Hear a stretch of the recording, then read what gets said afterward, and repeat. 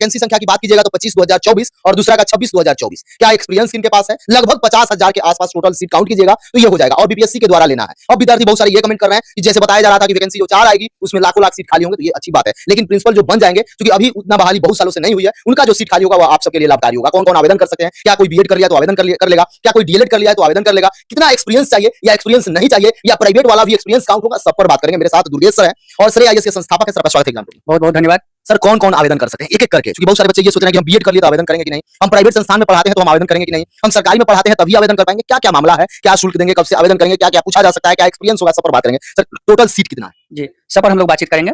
सबसे पहले तो एग्जाम टूर चैनल के जितने भी सब्सक्राइबर हैं, जितने भी लोग देख रहे हैं, उन सभी लोगों को हमारा स्वागत है। सर 50,000 एक बहुत बड़ा अपॉर्चुनिटी है प्रिंसिपल लोगों के लिए। ये प्राथमिक शिक्षक के लिए जो प्रिंसिपल मतलब हेडमास्टर का जो पोस्ट है वो लगभग 40,247 पोस्ट है केवल प्राथमिक के लिए। और जो माध्यमिक और उच्च माध्यमिक है उनके लिए जो है 6,061 पोस्ट है और इसी तरह से जो है समाज कल्याण विभाग के अंतर्गत 3 पोस्ट हैं। तो कुल मिलाकर के लगभग 50,000 जो है सो आपको मतलब एचएम का जो पोस्ट है वो आपको आया है, जो बिहार में अपने आप से अनोखा है। अब आइए इस पर सवाल है कि इसमें कौन कौन लोग देंगे और कैसे देंगे। तो सबसे पहले चीज ये बता दें कि आप ये फॉर्म कब भरेंगे। तो ये जो है सो 11 तारीख से आप फॉर्म भरेंगे और उसका जो अगला लास्ट डेट जो है वो है आपको 2 अप्रैल तक, मतलब 11 मार्च से लेकर आप 2 अप्रैल तक जो है इसका आवेदन कर सकते हैं ऑनलाइन, जैसे आपने पहले किया है वैसे ही। अब चलते हैं कि पहले प्राथमिक शिक्षक पर बात कर लेते हैं। प्राथमिक शिक्षक में जो उम्र और अर्हताएं हैं वो आपको जो मतलब अनुभव उसके लिए जो चाहिए वो चाहिए 8 वर्ष, मात्र 8 वर्ष। 8 वर्ष चाहिए। प्राइवेट या सरकारी? प्राइवेट सरकारी दोनों मिलाकर। मान लीजिए कि अगर सरकारी में है, इसमें लिखा गया है वैसे सरकारी, तो इसमें सरकारी प्राथमिक शिक्षक के लिए जो है सो 8 वर्ष का जो है सो अनुभव हो, तो लगातार आप सेवा में रहें और ये 58 वर्ष से पहले तक का जो है सो उम्र में कोई भी लोग इसको दे सकते हैं। एज के हिसाब से उसका जो है सो आरक्षण कोटि है, जो हम लोग आगे उम्र सीमा में इसकी बात करेंगे। तो ये हो गया प्राथमिक शिक्षक में जो है सो डीएलएड है, जैसा कि आप लोगों को पता होगा, और जो है सो अपना आपका विषय है। अब इसमें आ जाते हैं एग्जाम की पद्धति, इसका पैटर्न क्या होगा। तो एग्जाम जो है सो 150 अंक का होगा और उस 150 अंक में 75 अंक का जीएस होगा और 75 अंक का डीएलएड से आपके विषय जो शिक्षक पात्रता परीक्षा है उससे आपका रिलेटेड रहेगा। ये 75 अंक जो है जो जीएस का रहेगा उसमें आपको जनरल मैथ रहेंगे, उसके बाद नेशनल इंटरनेशनल जो करंट अफेयर्स हैं वो रहेंगे, उसके बाद जो है मेंटल एबिलिटी रहेगा, रीजनिंग रहेगा, नेशनल मूवमेंट से प्रश्न रहेंगे, ज्योग्राफी से प्रश्न रहेंगे, इंडियन इकोनॉमी से और जनरल साइंस से प्रश्न रहेंगे। ये 75 प्रश्न रहेंगे और डीएलएड जो जिस विषय जो आपने किया है वो शिक्षक पात्रता परीक्षा से 75 अंक का रहेगा। ये प्रश्न होगा नहीं, निगेटिव नहीं होगा। इसमें लिखा गया है कि गलत उत्तर के लिए ऋणात्मक अंक का प्रावधान नहीं है, तो इस तरह से निगेटिव मार्किंग नहीं है, जो आप लोगों के लिए एक सुनहरा अवसर है। इसके अलावा इसका जो प्रश्न है वो एमसीक्यू में रहेंगे और एमसीक्यू में रहने के कारण जो है सो आपका जो परीक्षा पद्धति रहेंगे वो विकल्पी रहेगा। उसमें इंटरव्यू कुछ भी नहीं है, केवल मेरिट लिस्ट जो है सो इसी एक परीक्षा के आधार पर तैयार होगी। उसका आधार क्या बनेगा वो हम लोग आगे चलेंगे, फिर उस पर चर्चा करेंगे। तो ये जो है सो मतलब प्राथमिक मतलब जो एचएम है उनके लिए अर्हताएं हुई। अब इसमें जो मानक रखा गया है कि कितना अंक लाना है, तो सामान्य वर्गों के लिए जो है सो 40% अंक है और पिछड़ा वर्गों के लिए जो है सो 36.5% अंक है और अत्यंत पिछड़ा वर्ग के लिए 34%, एससी एसटी महिला दिव्यांग इन सब के लिए 32% अंक जो है सो निर्धारित रखे गए हैं कि इतना न्यूनतम आपको लाना है जिससे कि आप इसमें क्वालिफाई कर पाएंगे।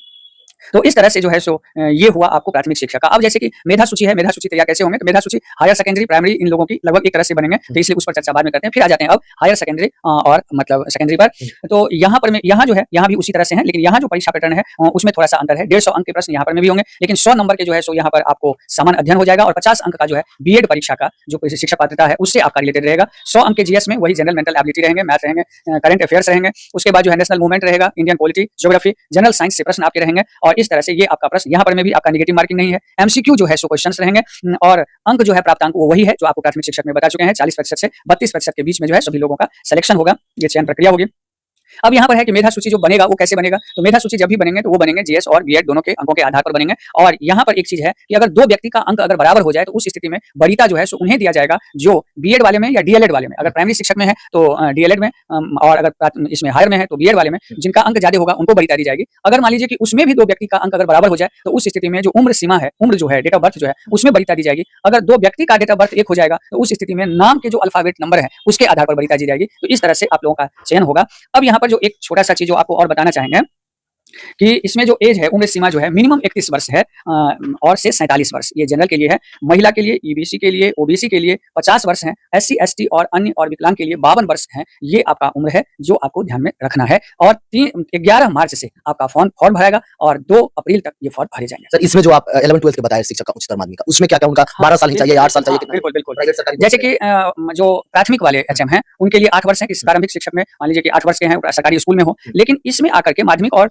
मतलब हायर में आकर के यहाँ 2 चीजें हैं, 8 वर्ष और 12 वर्ष। तो 8 वर्ष जो है ये उनके लिए है जो सरकारी सेवा में है और जो मान लीजिए माध्यमिक के लिए और जो आपको सीबीएसई या आईसीएसई या ऐसे स्कूल में एफिलिएटेड विद्यालय में जो लोग हैं उनके लिए जो है सो आपको जो है सो 12 वर्ष है, और उच्च माध्यमिक के लिए जो है सो 4 वर्ष और 10 वर्ष। सरकारी स्कूल में 4 वर्ष और बाकी एफिलिएटेड वाले में 10 वर्ष। ऐसा भी हो सकता है कि आप पहले एफिलिएटेड वाले में हो और फिर बाद में सरकारी में चले गए हो, तो दोनों का अनुभव काउंट करके 10 वर्ष, 12 वर्ष, 8 वर्ष, 4 वर्ष, ये आपको ध्यान मतलब रखना दोनों काउंट किया जाएगा। जी, जी, दोनों काउंट किया जाएगा। ये जो है सो अनुभव का आंकड़ा है। मतलब ये कुल मिलाकर आप ध्यान रखें कि प्राथमिक शिक्षकों के लिए आपको 8 वर्ष सरकारी स्कूल, और बाकी माध्यमिक के लिए जो है सो 8 वर्ष और 12 वर्ष, 8 वर्ष सरकारी, 12 वर्ष जो है सो आपको एफिलिएटेड ये, और उच्च माध्यमिक के लिए 4 वर्ष और प्लस 10 वर्ष का जो है सो ये रखा गया है। और एफिलिएटेड वाले में सरकारी और ये दोनों मिलाकर के हो सकता है, या केवल एफिलिएटेड या केवल सरकारी। सर एक बहुत अच्छा आप इस पर सिलेबस भी देखे, दोनों का प्रिंसिपल बनना है, सिलेबस सही है, पूछा जाएगा, अच्छा एग्जाम होगा। बहुत सारे विद्यार्थी ये डर रहे हैं कि पिछला बार जो हुआ था कहीं उस तरीका से ना रहे, लेकिन बीपीएससी भी इस बार अपना स्टैंडर्ड बनाए रखेगी। सर इसको लेकर कम से कम मेरा रिक्वेस्ट है आपसे, 1 घंटा अपने यूट्यूब चैनल पर कम से कम इन लोगों को कुछ दीजिए, ताकि इन जो प्रिंसिपल बनने वाले हैं जिनके पास एक्सपीरियंस है, क्योंकि वो अपने सब्जेक्ट पढ़ाते होंगे, अपना सब्जेक्ट देखते होंगे, लेकिन इसमें ओवरऑल पूछा जाएगा, तो इनके लिए कम से कम 1 घंटा आप दीजिए, क्योंकि बीपीएससी का अनुभव आपके पास 25 वर्षों का है, कई एक साल से आप पढ़ा रहे हैं, कितने एसडीएम बना दिए, तो इस बार प्रिंसिपल बनाने का लक्ष्य रखिए, कम से कम कुछ आप बनाइए।